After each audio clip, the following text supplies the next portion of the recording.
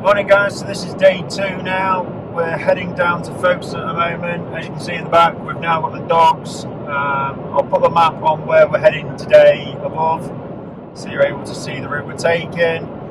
We're now 30 minutes into a 3.5 hour drive, so it's not a long day today. And then we're going to stay at Folkestone overnight and then head over on the Eurotunnel first thing in the morning. I'm not going to be looking too much at efficiency figures today, purely for the fact that the car's heavy, I've got dogs, I've got all-season tyres, so they're not efficient, and I've got a roof box on the top as well. So at the moment we're sat at 3.6 miles per kilowatt hour. I shouldn't imagine it's going to improve any more from that. It's not making a massive difference from the range though. The Kona seems to learn how much range you've actually got left, so if the harder you drive the car, next time you fully recharge it, it will use the last efficiency figures.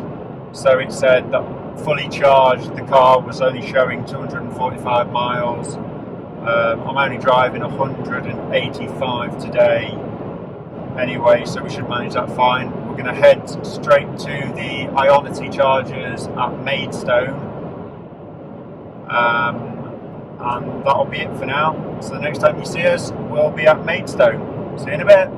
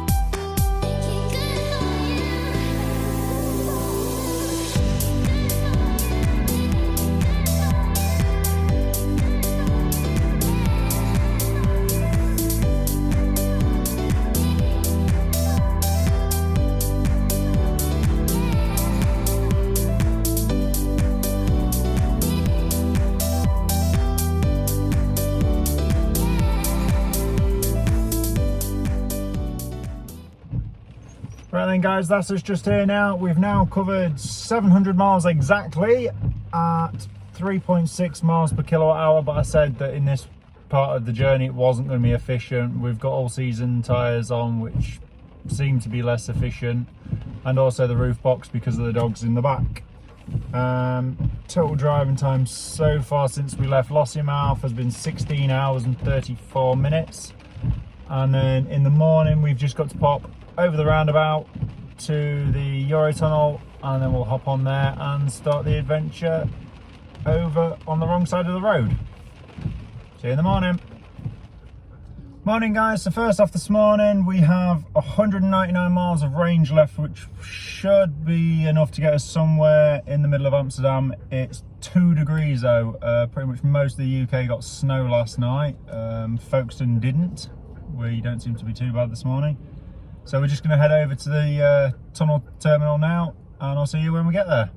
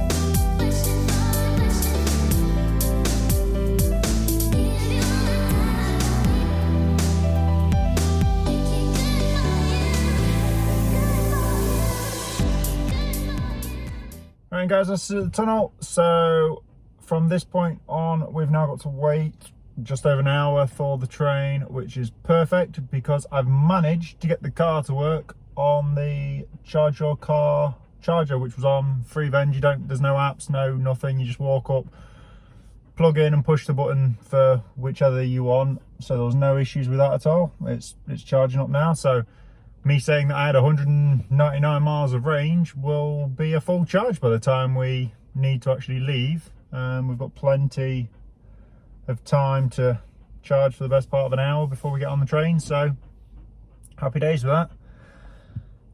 It's a bit of a sorry state though when you've got two very old looking Charge Your Car, I believe they're APB ones, and then you've got 8 Tesla superchargers, but we'll have to have a look at the whole situation regarding that when it comes to it, to see which one we're going to go to next. If in fact Hyundai don't have any cheaper price because of the affiliation now they've got as being one of the partners with Ionity. So I'm just going to take the dogs out for a stretch. Yeah, Henny. And yeah, we'll see you when we're on the other side of the train. Hello Mimi. This is a dog centre at the Eurotunnel, so you can let your dogs go have a leg stretch and do a bit of agility if they like. One of ours is a bit keen to run around, the other one's over there probably laid down. Penny! There she is, that's about the full speed for Honey. Oh, Sienna's over. She's trying to do the agility course. Mia! Mimi! Hello! So yeah, they've gone out the way here to make sure that when you're travelling to and from the tunnel with your dogs, you've got plenty of room to exercise and beforehand. So this is great news for us.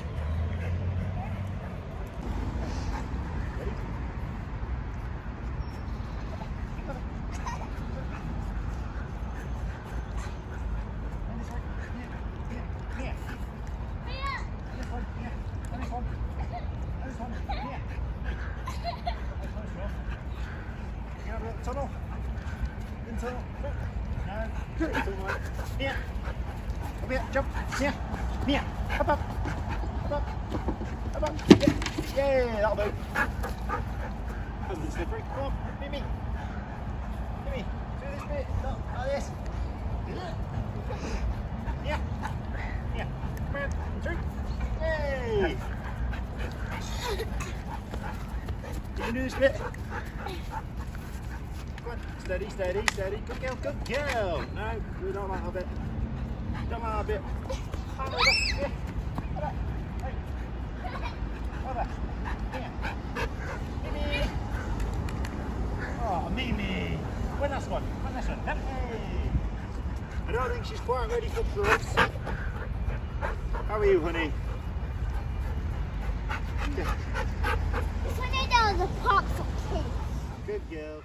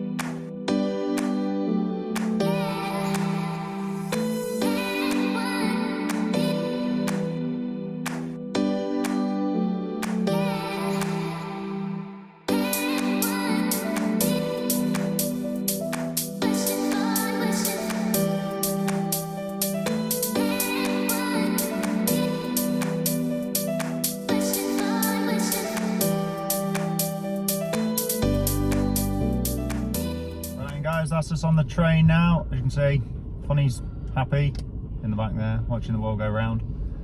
Not a lot's really happening. You just sit here and wait, I guess. Fun fact, the train is just under half a mile long, which is quite a long train. So we now just sit and wait. Crossing take about 35 minutes, and then we'll hop out of the other side and carry on the journey. We've got another 270 miles left to do, which will take us through France, Belgium, Holland and into Germany, to where we're staying for the next 2 days until our removal lorry arrives in a couple of days' time. So I'll chat to you at the next bit. See you in a bit. Right guys, that's us at the other side. We're now in Calais. I thought I'd give you all an interesting experience and it'll be a giggle for us all.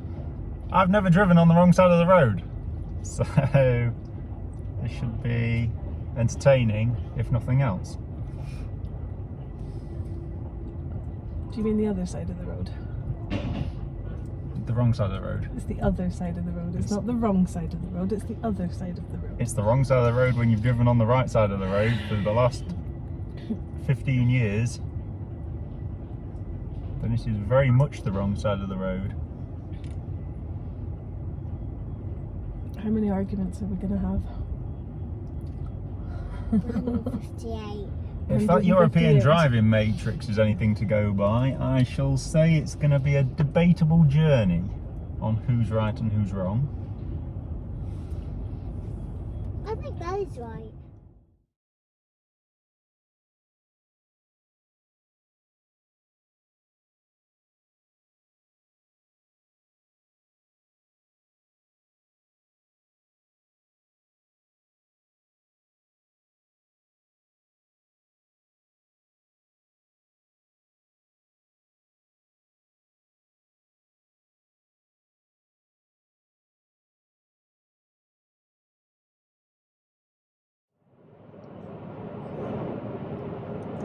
I do like how the car knows that we're in France. So like all these signs up here where it'd like be 9, that's 90 kph. Yeah. That's the speed limit.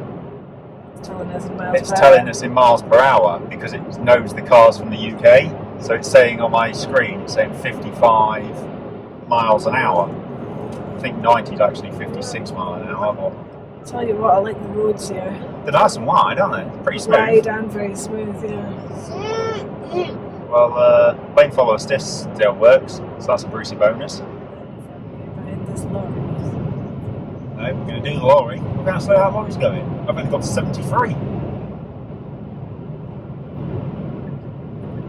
It's 80 mile an hour.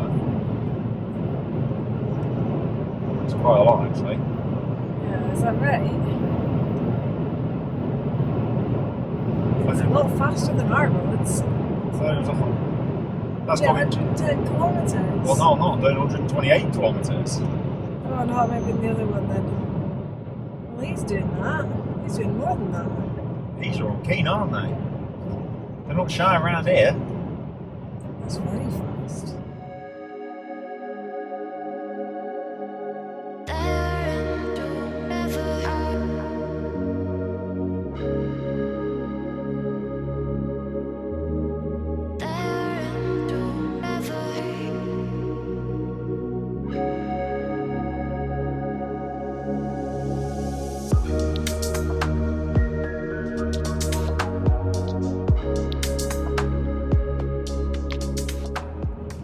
The only thing now though, we've got to try and find a charger and then change it so the language on the charger is in English. Can we do that? I did it on the one at the BDT unit at the Eurotunnel. I changed that, so the person that used that before me had it in French, so I managed to change that into English. Okay. But that's what I mean, it's such a faff to then try and work out what language it is in every other language that we're going to go through, France, Holland and Germany, rather than a Tesla, you just plug it in. It does all the communication with the car. So no matter where you go in Europe, you just get out, plug in. Yeah. it does it all. You don't need to sit and faff around trying to learn at least what language is in every language that country you're going through.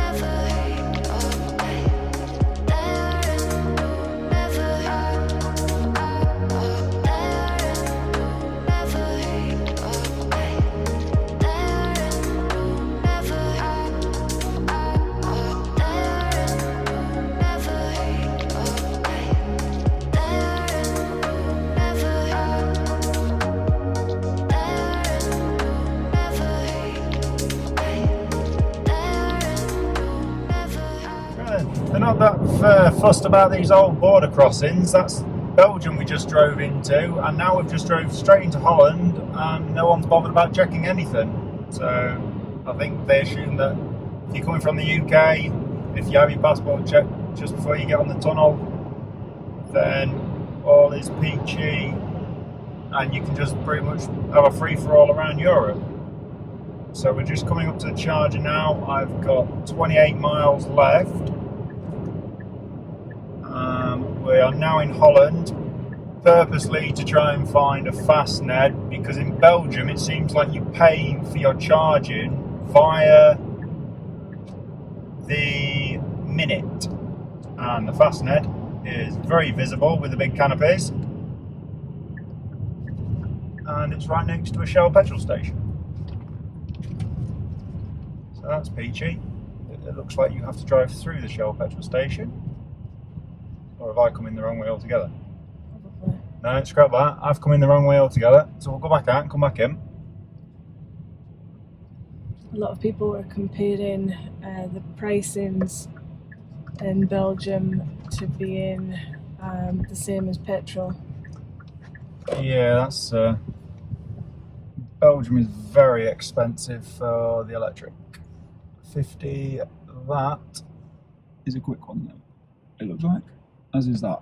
So we'll have this one. Oh dear, we won't have that one, will we? Because I'll be on the wrong side of the car. On the other side. Oh my days, here we go. This will be fun. I don't know if that lead will stretch. What we're gonna do? I don't think it's going to stretch nowhere near long enough. I'm going to have to go around the other side of that doofer. Yeah. And then reverse into this side. And that way, when the cable's on, it should be reaching that front nose.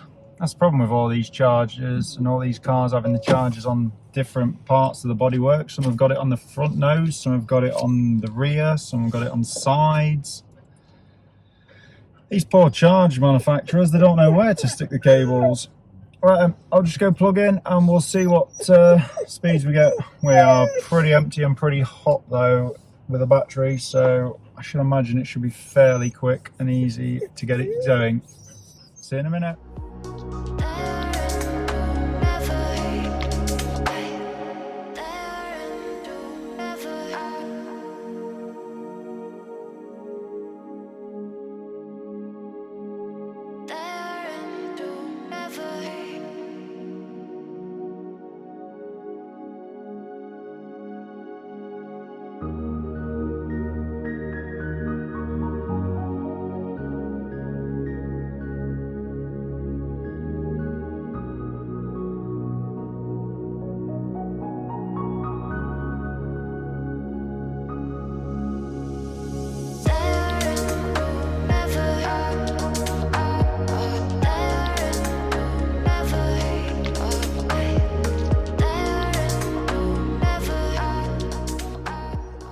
Right guys, that's just arrived. Dogs are all excited. As you can see in here, we have travelled a grand total of 955 miles since we left our last house.